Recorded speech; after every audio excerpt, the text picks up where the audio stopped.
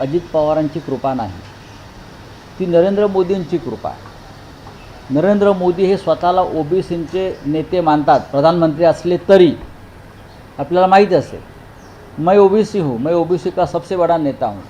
प्रधानमंत्र्यांच्या तोंडी अशी जातीची भाषा शोभत नाही. मैं ब्राह्मण हूँ, मैं ओबीसी हूँ, मैं ये हूँ.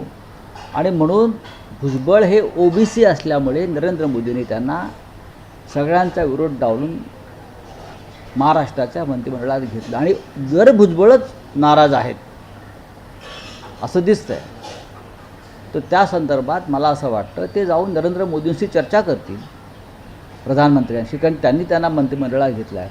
आणि घटना दुरुस्ती जी आवश्यक आहे आरक्षण पक्क होण्यासाठी, त्याला कायदेशीर प्रारूप देण्यासाठी ते करून घेतील.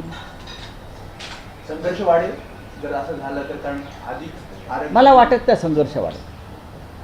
संघर्ष वाढवण्याचा प्रयत्न सरकारमधले काही घटक आजही करतायत.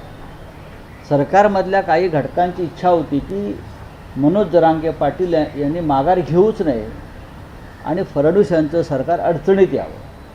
तुम्ही जसं म्हणालात की वाशीला गुलाल उजळणारे इथे कुठेच दिसले नाही. खरं आहे, ते खरं आहे, असायला पाहिजे होते, असायला पाहिजे होते. पण महायुतीची स्ट्रॅटेजी होती की मला माहीत नाही आहे.